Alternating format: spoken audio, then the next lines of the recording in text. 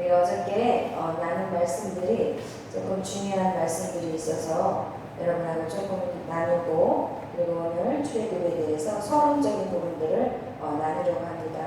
우리가 나눴던 우리 창세기 이제 마지막 정리하는 과정에서 하나님이 이 창세기에서 아브라함 한 사람을 부르셨고, 그 한 사람을 통해서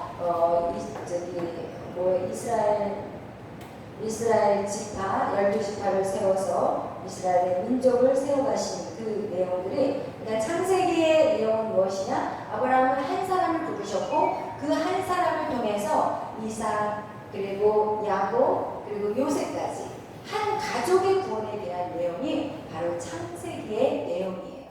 그런데 우리가 수요일날 말씀을 나누었을 때 그 이스라엘의 12아들들이 있었고, 그 12아들들을 어떻게 하냐? 야곱이 축복을 하는 기도를 했다고 그랬잖아요. 그런데 우리가 그 수요일날 끝날 때 우리가 무슨 내용을 가지고 나눠서 얘기를 했냐면, 이스라엘의 12아들들을 야곱이 축복했고, 그리고 이스라엘의 12아들은 이스라엘의 12지파, 그리고 12지파는 신약의 12사도를 의미하고, 12사도는 오늘날 우리 하나님을 믿는 영적인 자녀들을 의미한다고 말씀을 나누었어요. 그리고 하나님의 각자가 받는 하나님의 축복은 가지각색 각양 다 다르다는 얘기를 하면서, 이 48장, 우리가 48장은 야곱이 그 요셉의 두 아들 므낫세와 에브라임을 축복한 내용이라면, 49장은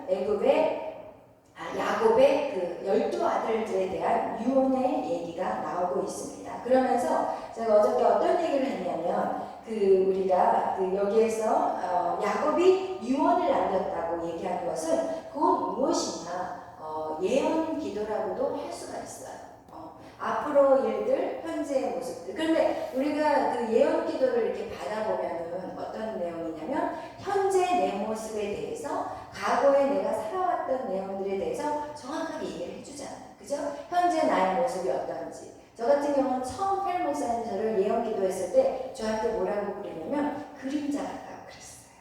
그림자 같다고 그러고, 너는 왜 닭장에 숨어 있냐고 그랬어요. 너는 독수리인데 왜 닭장에 가 있냐고 그랬어요. 근데 내 모습이 그랬거든요. 나의 그 살아왔던 모습들이, 왜냐면 목사님하고 저하고 같은 사역을 하다 보면은 제가 나설 수가 없더라고요. 항상 제가 나서면 이게 목사님이 오히려 더 제 방해가 되는 것 같다는 제가 생각을 많이 해가지고, 이렇게 좀 나서려다가 다시 주춤거리고 다시 뒤에서 숨어버리고, 그냥 목사님이 예를 들어서 설교를 이렇게 주로 맡아서 하게 되면 저는 이제 말씀을 못 전하게 되니까 그냥 뒤에서 조용히 있다가 조용히 있게 되고 막 이러니까 자꾸 어떻게 되냐면 주춤거리게 되더라고요. 그리고 그냥 목사님 뒤에서 그냥 숨어버리는 인생을 살았었거든요. 근데 정확하게 저의 모습을 이렇게 비춰주시더라고요. 그런데 오늘 이 야곱이 12아들들에게 유언을 남긴 그 말씀들이 무엇이냐? 우리가 봐서는 그거를 또 예언 기도라고도 할 수가 있어요. 그런데 이 예언의 어떤 기도들을 보면, 지금 여기서 보면은 49장 28절에는 그들을 다 각양 분량대로 축복하였다고 얘기를 하지만, 우리가 정확하게 야곱의 그 아들들의 축복 기도를 보면은 어떤 내용이 나오냐면은, 거기에서 보면은 르우벤 같은 경우는 아버지 침상을 더럽혔기 때문에 너는 파혼하지 못하다고 얘기해요. 그럼 이것은 축복 기도예요? 아니에요. 그리고 시므온과 레위 같은 경우는 어떻게 축복을 하냐면, 그들의 칼은 폭력의 도구라고 얘기해요. 그들의 집회에 참여하지 말아라. 그들의 모임에 가지 말라는 거예요. 잘못하면 기분 나빠서 사람을 죽일 수가 있대요. 그게 바로 49장 5절에서 7절 말씀이에요. 그래서 시므온과 레위가 지을 혈기가 많은 아들들이었어요. 그것을 정확하게 얘기하고, 그에게는 노염이 혹독하고 분기가 맹렬하고 저주를 받을 것이다 라고만 쓰여있지 축복의 말씀 하나도 기록이 되어 있어요, 없어요? 앞으로 오세요. 늦게 오신 분들은 앞으로 그러세요. 감사합니다. 순종은 제사보다 낫습니다. 근데 이 지금 시므온과 레위 같은 경우는 절대로 얘 축복의 말씀이 아니에요. 그죠? 여러분? 그리고 여기서 또 누가 나오냐면 단이라는 아들이 나오는데 우리 한번 볼까요? 단이라는 아들에게 뭐라고 하는지 17절 16절 17절 읽겠어요. 창세기 49장 16절 17절 시작. 단은 이스라엘의 한 집과 같이 그의 백성을 심판하리로다. 단은 길섭의 뱀이요 새길의 독사로다. 말굽을 붙들어서 그 탄자를 뒤로 떨어지게 하리로다. 여기 보세요. 그러면 지금 단에게는 뭐냐면 뱀이라고 얘기하고 독사라고 얘기하고 있는 거예요. 근데 이게 어떻게 축복의 말씀이냐는 거예요. 지금 이스라엘 12아들들을 다 지금 한 사람 한 사람 다 야곱이 축복 기도하고 있는 거예요. 근데 이 축복 기도를 하는데 어떤 사람들은 막 저주를 내리고 어떤 사람은 막 독사라고 막 이러고 이건 절대로 축복이 아니야. 우리가 읽으면. 근데 또 여기 또 보세요. 베냐민도 한번 우리가 읽어봐요. 우리 베냐민은 어디에 나와 있냐면은 어디 나와 있어요? 베냐민에 대한 얘기가 요셉 다음에 나와 있죠? 몇 절이에요? 27절 읽겠어요. 시작. 베냐민은 물어뜯는 일이라 아침에는 빼앗은 것을 먹고 저녁에는 움킨 것을 나누니라. 이거 지금 굉장히 베냐민도 좋은 어떤 예언적인 축복의 기도는 아니라는 거지. 그렇다면 이게 왜 축복이냐는 거예요. 왜 축복이냐? 이게 왜 축복이냐? 분명히 축복을 했는데. 그런데 여기에서 정말 축복을 받은 자는 누구냐? 유다와 요셉이에요. 유다는 어떤 축복을 받냐면 내 형제 찬송이라고 하고 유다를 통하여서 예수 그리스도를 약속하신 자분이 오늘 여기서 유다의 축복이었어요. 그리고 또 여기서 요셉의 축복은 무엇이냐? 무성한 가지래요. 그래서 요셉은 정말 그 무성한 가지가 자기 담을 넘어가지고 예를 들어 쉽게 표현하면 감나무가 다른 집에 넘어갔어. 근데 그 감나무가 주렁주렁 담들이 열렸어. 그럼 그 담을 넘어간 담은 누구 거예요? 그 집 거예요. 담을 넘었어. 이거 지역을 침범했기 때문에 사실 그 집 거거든요. 따서 먹어도 되거든요. 그러니까 요셉은 풍성한 축복을 받아서 요셉을 통해서 많은 사람들을 먹이는 축복이 바로 요셉의 축복인 거예요. 그런데 참 놀라운 사실을 여러분 들어보세요. 이 루벤부터 베냐민까지 그 아버지가 그들의 각자에게 맞는 각양의 축복을 주셨다고 말씀을 하고 있는데 그들의 인생을 통해서 야곱이 봤던 거예요. 루벤의 삶, 그리고 시몬과 레이의 삶. 그냥 시몬과 레이가 어떻게 보면 세겜 족속을 죽일 때 그들이 앞장섰던 자들이었어요. 분명히. 여기 성경에 자세히 나와 있지는 않지만 그들이 분명히 그렇게 했고, 그리고 요셉을 죽이자고 선동한 사람도 시몬과 레이였습니다. 어떻게 알 수가 있냐면 요셉이 자기가 자기들을 찾아온 형들에게 너희들 분명히 정탐꾼이 아니에요. 정탐꾼이 아니에요. 그러니까 그렇다면 시몬을 잡아다 감옥에다 집어넣어. 그리고 나머지는 네 아버지에게로 돌아가고 다음에 올 때는 베냐민을 데리고 와. 그럼 내가 시몬을 꺼내줄 거야. 왜 시몬을 유독 집어넣겠어요? 이유가 있었던 거예요. 시몬이 자기를 그렇게 해서 원수를 갖기 위한 것이 아니라 그 정도로 시몬이 악한 자였음을 우리는 성경을 통해서 그냥 보면은 깨달을 수 있는 거예요. 그거와 같이 여러분 지금 야곱의 축복성의 얘기들을 다 얘기하다 보면은 여기에서 보면은 스불론이라는 그 아들은 그냥 해변에 거주했다가 그냥 평범한 인생이야. 그리고 또 이사갈 같은 사람들의 기도를 물어보면 이거는 섬기는 자의 삶을 살았고, 이렇게 보면은 왕의 수라상을 차지하고 막 특별한 그냥 평범한 인생을 사는 아들들이 있는가 하면 아주 악한 길을 간 아들이 있고, 그리고 유다와 요셉과 같이 정말 하나님을 경외한 유다는 어떤 자였냐면, 유다를 보면은 유다에서 두 부분이 나와요. 첫 번째는 뭐냐면 요셉을 죽이려고 할 때 유다가 죽이지 말자, 피 흘리지 말고 그냥 오는 상인들에게 팔자, 이 얘기를 누가 하냐면 유다가 해요. 그리고 또 어떻게 하냐면 베냐민을 갖다가 요셉이 베냐민의 그 바구니 안에다가 은잔을 집어넣고 베냐민을 갖다가 딱 이렇게 볼모로 잡으려고 했을 때 유다가 뭐라고 그러냐면 아니에요. 나를 잡으세요. 나를 차라리 베냐민을 보내주시고 나를 당신의 종으로 써달라고 그렇게 나가요. 여러분 하나님의 축복을 받는 자들은 있다는 거예요. 삶 속에서 뭔가 알아야 돼요. 하나님의 12지파와 12아들들의 이름을 누구죠? 누구의 옷에다가 붙였어요? 대제사장인 아론의 옷에다가 12보석을 붙였지만 여러분 그 보석은 차이가 있다는 거예요. 우리가 어저께 그런 얘기를 했어요. 다이아가 있는가 반면에 그냥 보석은 보석인데 가치가 다르다는 거. 그렇지만 중요한 것은 무엇이냐? 하나님이 그 보석들을 바꿔 가신다는 거예요. 그런데 여기에서 보면은 또 우리가 참 안타까운 것이 뭐냐면 우리가 그 형들의 모습이 그 아버지가 돌아가시자마자 야곱이 죽자마자 그들의 모습이 완전히 어떻게 되냐? 요셉에게 완전히 무릎 꿇기 시작하는 거예요. 요셉, 우리를 살려달라, 나 좀 살려달라고 이런 내용들이 나와요. 그런데 거기서 무엇을 깨달아야 되냐면 그 요셉의 형들은 아직까지 누구를 못 만난다는 거예요? 하나님을 못 만난다는 거예요. 왜냐하면 그들에게는 회개가 없었어요. 그들의 죄악에 대한 회개가 없었어요.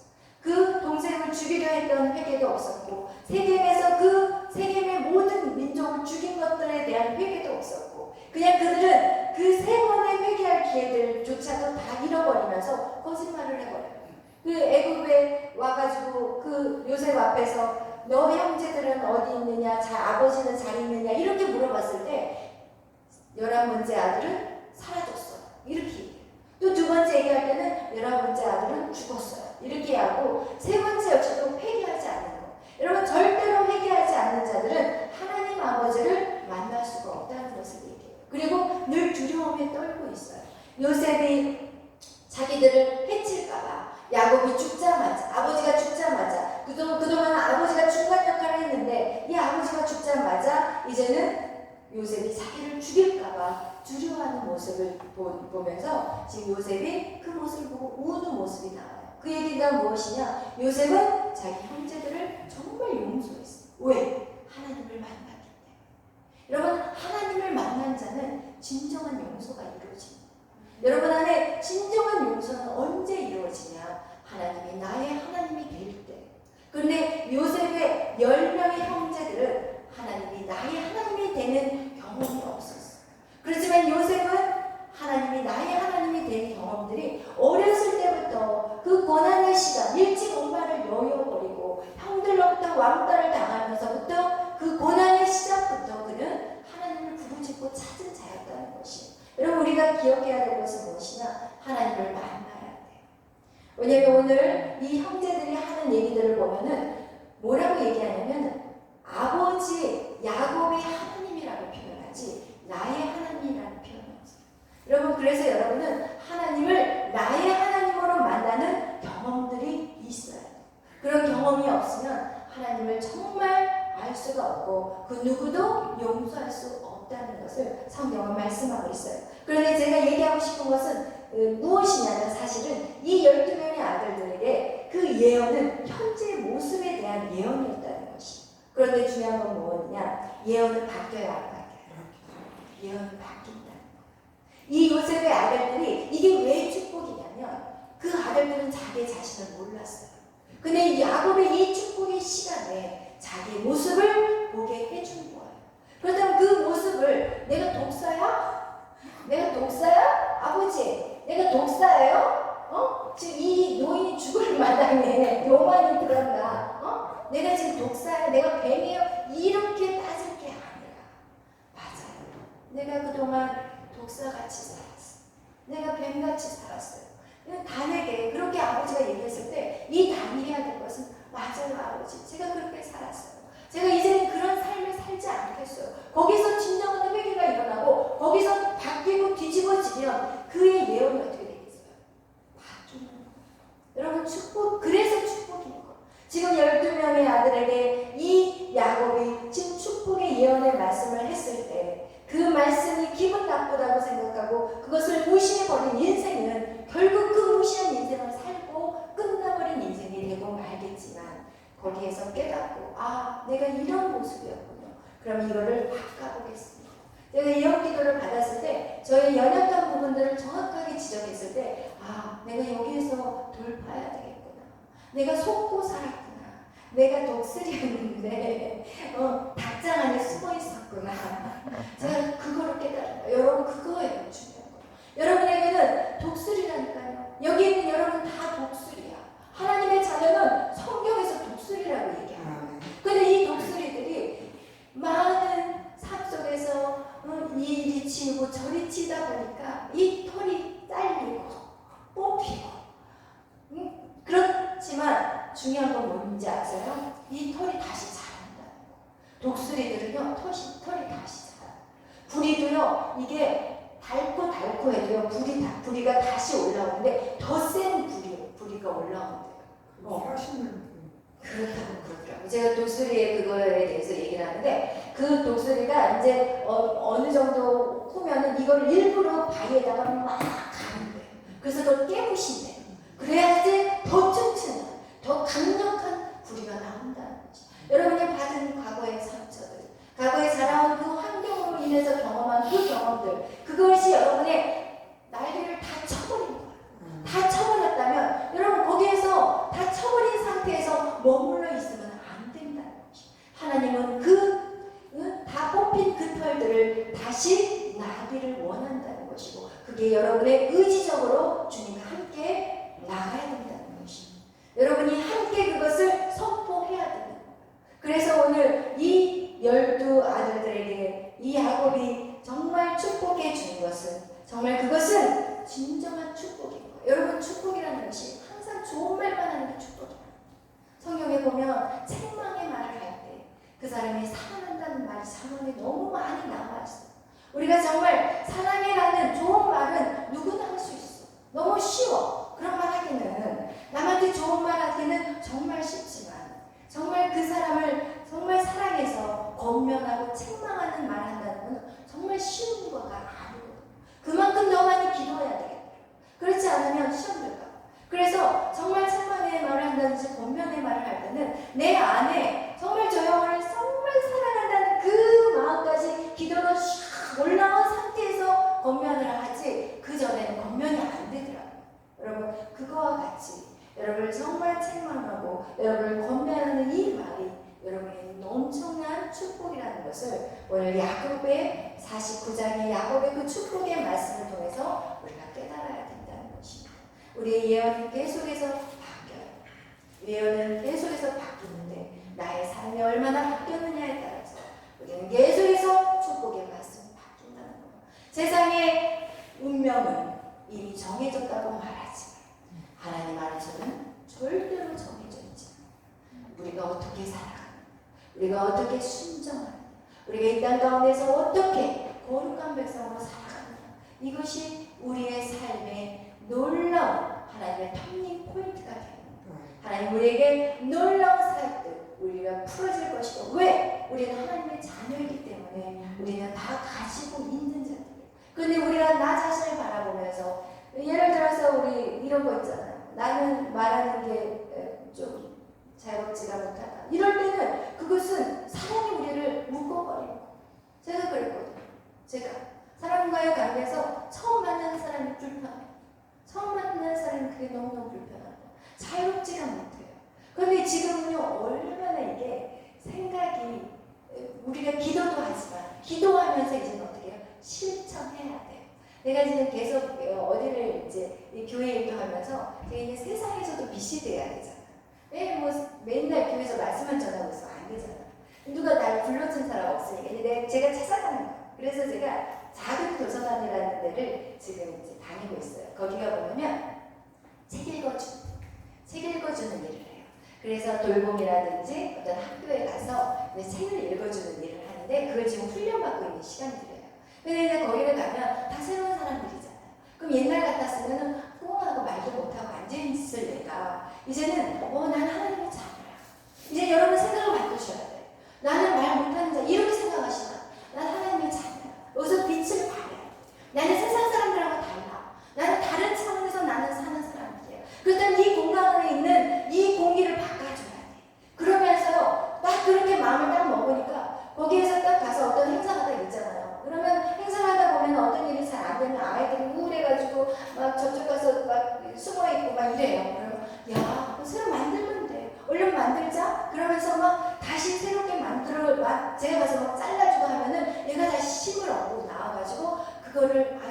성취감을 가지고 기뻐하더라고요. 그거와 같이 여러분 우리의 마음 자세가 이제는 바뀌어야 해요.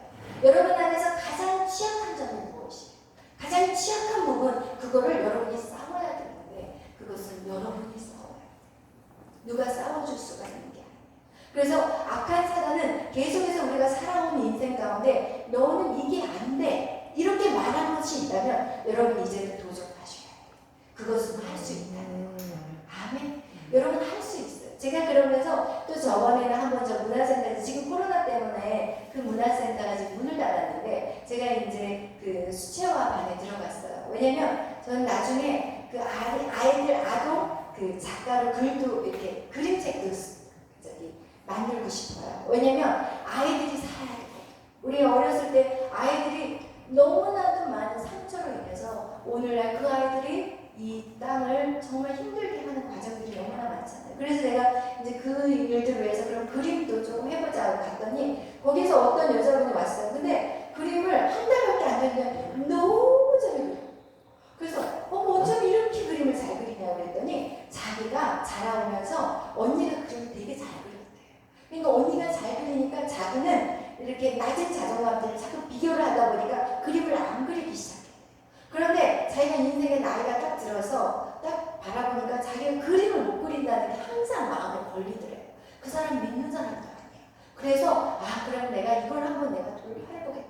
그러면서 그림을 시작한 건데 한 달 만에요. 진짜 그림을 너무 잘 그리는 거예요. 그래서 우리가 막 칭찬을 했더니 어머 너무 행복해요. 여러분 절대로 속지 말라는 거예요.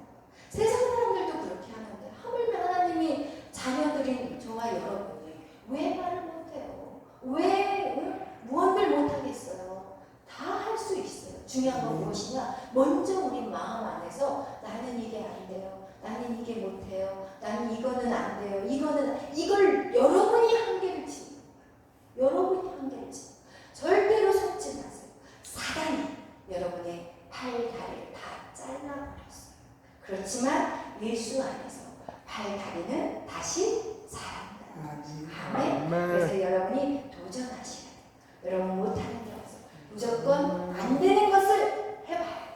안 되면 더 해버려야 돼요. 아멘. 안 되면 어떻게 해야 돼요? 더 하자. 안 되면 더 하자.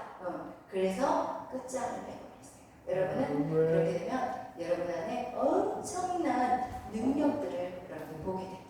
아멘. 그래서 오늘 참 야곱의 그 12명의 아들들 그들에게 정확한 어떤 모습들을 얘기해 줬던 것은 그들에게 엄청난 축복이라는 것을 여러분 기억하셔서 우리가 이 교회 안에서도 우리가 기도하면서 또 영적인 부분들을 이렇게 만져 나갈 때 여러분에게 사실은 그래요. 제가 소망하는 거 있다면 여러분이 정말 하나님의 큰 용사로 서기를 가장 멋진 그냥 싸움에 능한 용사 누구도 여러분을 해볼 수 없는 그런 자들로 세우는 게 저의 꿈이요 계획이요 저의 생명 다하는 날까지 저는 그거 하나 바라보고 가는 거예요. 그런데 그러기 위해서는 여러분이 가끔씩 어떤 생명의 말도 들어야 되고 그리고 이것은 좀 아닌 것 같습니다 라고 했을 때 그것을 노력하는 정말 그런 것이 참 중요해요. 그래서 철이 날카롭게 할 수 있는 것 같이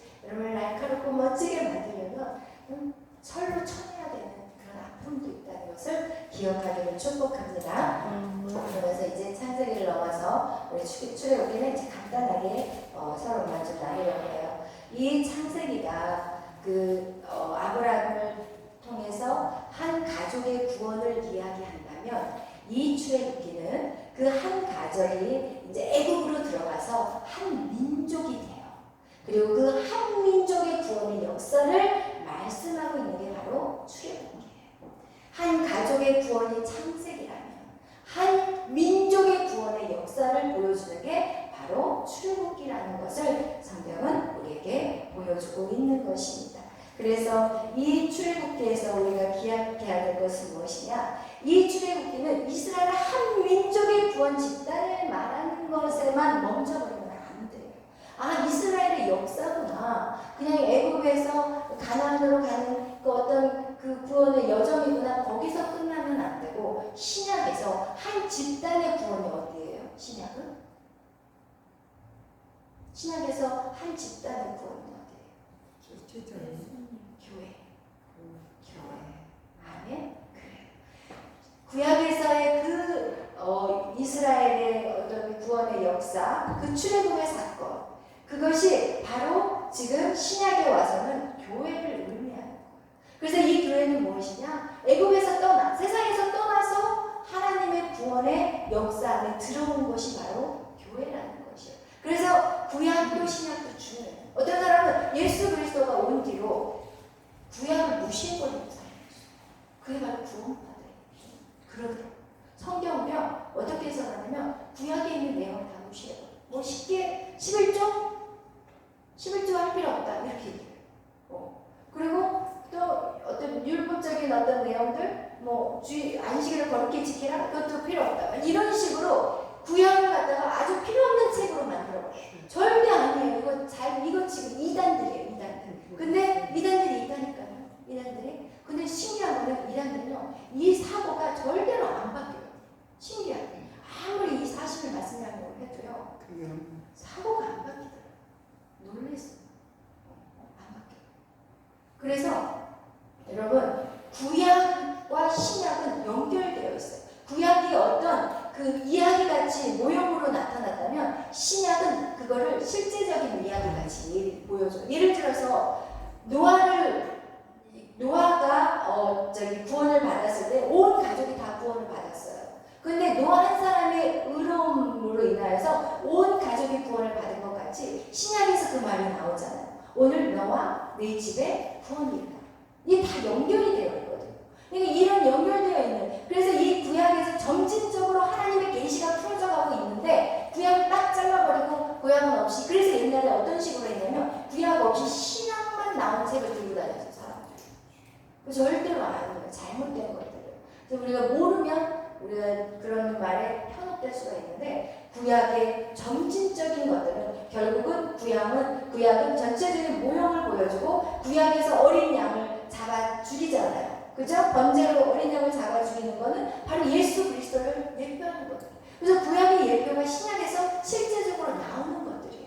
그래서 두 책은 정말 중요한, 두 개 다 중요하다는 것을 우리는 깨달아야 돼요. 그래서 오늘 우리가 무엇을 얘기하냐면 이 출애굽에서는 이제 교회에 대한 얘기예요. 결국 우리의 인생에 대한 얘기라는 것이. 여러분, 출애굽을 읽을 때 그냥 이스라엘 백성의 역사다라고만 생각하지 마시고 그 출애굽의 모습 속에서 이 모습이 바로 내 모습이구나. 우리가 그 출애굽할 때 이스라엘 백성들이 얼마나 애굽에서 나오기가 쉽지 않았어요. 그죠? 누가 못 나가게 했어요? 바로 왕이 못 나가게 했어요. 바로 왕은 누구를 얘기하냐? 세상의 마귀 권세를 얘기해요. 세상의 사단의 우두머리가 바로 왕이에요. 그 바로 왕이 이스라엘 백성이 하나님의 나라로 가는 것을 가만두지 않는다는 거예요. 여러분, 그런 우리에게는 영적인 전쟁이 있는 곳이에요. 그래서 하나님은 그곳에서 어떻게 해요? 끝까지 탈출시켜요, 안 시켜요? 탈출시켜요. 하나님의 역사는요, 한 영혼도 포기하지 않아요. 우리를 향한 하나님은 한 영혼도 포기하지 않은 그 역사를 우리가 보게 되는 것들이에요. 그래서 이 출애굽을 통해서 여러분이 계속해서 묵상해야 될 것은 우리가 정말 세상에서 하나님을 믿는 자로 나간다는 건 결코 쉬운 것이 아니구나. 이것을 깨달아야 되지만 중요한 건 뭐냐? 하나님은 그 일을 반드시 이루신다. 악한 사단에게 10가지 재앙으로 쳐서 완전히 그냥 어떻게 홍해에서는요 다 물을 뒤집어 엎혀가지고 다 죽여버리잖아요.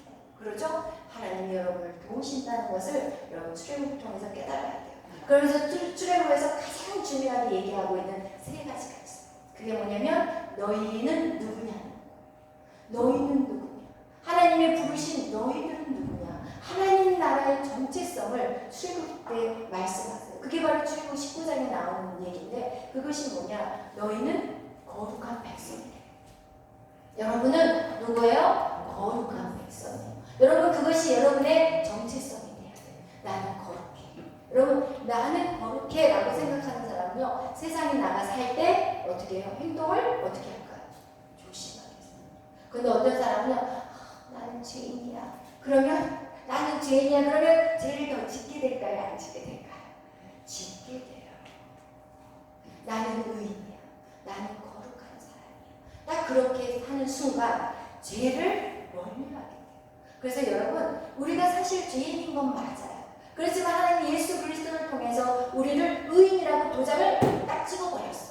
여러분에게는 지금 예수님의 인치심이 있어. 그래서 성경에 뭐라고 얘기하냐면, 우리가 요한계시록의 7장에 봤을 때, 거기에서 요한계시록 7장에 시험이, 그러니까 그런 어떤 강력한 뭐라 그러죠? 그 인을 치기 전에는 절대로 이 땅에 그 악한 것들을 풀어내지 말라고 얘기해요. 그 얘기 뭐냐면, 인을 쳤다는 것은 하나님의 백성의 인치심이 있기 전에 심판이 없다는 거예요. 근데 여러분에게 이미 인쳐졌어요. 그렇기 때문에 이 심판을 여러분은 견딜 수 있다는 거예요. 근데 그 인치심이 뭐냐? 너는 의인이라는 거예요. 그렇기 때문에 여러분은 나는 거룩해. 한번 해보세요. 나는 거룩해. 나는 거룩한 백성이야. 이걸 계속 얘기하셔야 돼요. 왜냐면 우리가 내 목소리로 해서 내 귀에 들려야 돼. 내 목소리가 나가면서 내 귀에 들려야 돼. 그래서 선포는 기도보다 더 강력한 이유가 뭐냐면, 여러분이 나는 거룩해. 그러는 순간 내 귀에 들어가고, 내 귀에 들려오는 소리가 내 세포 조직, 내 피 모든 속에 스며 들어가는 거야. 그래서 그렇게 살게 되는 거예요. 여러분은 거룩한 백성이라는 거죠. 그리고 여러분은 제사장이에요. 여러분, 제사장이라는 의미가 무엇일까요? 제사장. 여러분은 거룩한 백성이요. 그리고 제사장. 제사장이 하는 일이 뭐예요? 예배를 드리는 거. 그죠? 구약에는 대제사장이 있었지만 지금 많이 제사장. 그래. 그러니까 구약의 제사장의 역할이 뭐예요? 제사장. 언제? 죄를 사해. 제사장의 역할은 백성과 하나님을 연결시켜줘. 제사장의 역할은 하나님과 백성들을 연결해주는 연결을 시켜줘요. 그것은 무엇이냐면, 하나님은 이스라엘을 왜 부르셨냐면, 이방 나라와 하나님을 연결시켜주기 위해서. 여러분을 왜 불러주셨냐면, 여러분이 믿지 않는 사람과 하나님을 연결시켜주기 위해서. 그것이 여러분의 삶. 근데 이스라엘 백성이 그거 했어요? 그걸 못했어요. 그래서 하나님이 이스라엘이 사라져버렸어요. 이스라엘이 사라져버렸어요. 그렇지만 그를 장자로 불렀기 때문에 하나님 그를 버릴 수가 없어요. 그래서 다시 그들을 회복시켜서 그들을 이스라엘 땅으로 보내오시잖아요. 하나님은 절대로 버리지 않으세요. 그런데 실패해버렸어요. 그래서 그 복음이 누구에게 왔어요? 저와 여러분에게 온 거예요. 이방 나라에게 온 거예요. 저와 여러분에게 온 거예요. 여러분은 이제 여러분의 제사장인 거예요. 제사장의 역할은 뭐예요? 나만 예수 믿으면 안 돼요. 그러면 나중에 주님 만날 그날 우리는 심판 자리에 설 수밖에 없어요. 왜? 너에게 그 피를 물으겠다고 얘기하고 있어요. 우리가 만만한 거 아니에요. 여러분, 신앙생활이라는 게. 여러분을 통해서 그 예수님과 믿지 않는 사람하고 연결시켜주는 것이 여러분하고 저희, 그게 바로 전도예요. 그것이 바로 선교예요. 여러분이 몸부림치면서 나가서 버스킹하고, 여러분이 몸부림치면서 나가서 뭔가를 하는 이유가 그것이 바로 연결고리를 지어주는 거예요. 우리의 열매는 보이지 않아. 열매는 보이지 않아도 하나님 그걸 기뻐하세요. 하나님 우리의 마음의 중심을 보고 계시고, 너는 그러면서 또 뭐라고 해요? 세 가지. 너는 내 소유다. 여러분은 주님의 것이에요. 기분 나쁘세요? 여러분이 여러분 것이었으면 좋겠어요? 아니에요. 여러분이 여러분의 소유가 주님의 것이에요. 그 얘기는 뭐냐면 여러분을 책임져 주시는 거예요. 여러분의 모든 필요를 책임져 주시는 거예요. 그러나 먼저 그의 나라와 그 의를 구하는 거예요. 아멘. 여러분이 먼저 하나님의 뜻을 구하는 것, 그것이 내가 하나님의 주권을 인정하는 거예요. 내가 하나님의 소유라면 내가 내 것이 아니라는 것은 뭐예요? 하나님의 주권을 인정하는 거예요. 근데 하나님의 주권을 인정하는 자가 뭐든지 내 마음대로 결정하는 거, 이건 하나님의 소유를 내가 하나님의 것입니다라고 얘기하지 않는 거예요. 내가 어떤 일을 결정할 때, 여러분, 제가 새벽기도 때 그 얘기를 했어요. 우리가 결혼하는 배우자를 구할 때도 기도하라는 거예요. 내 마음대로 결정을 해버리면, 하나님 내 마음대로 딱 결정해 놓고 나서 하나님 이거 해주세요.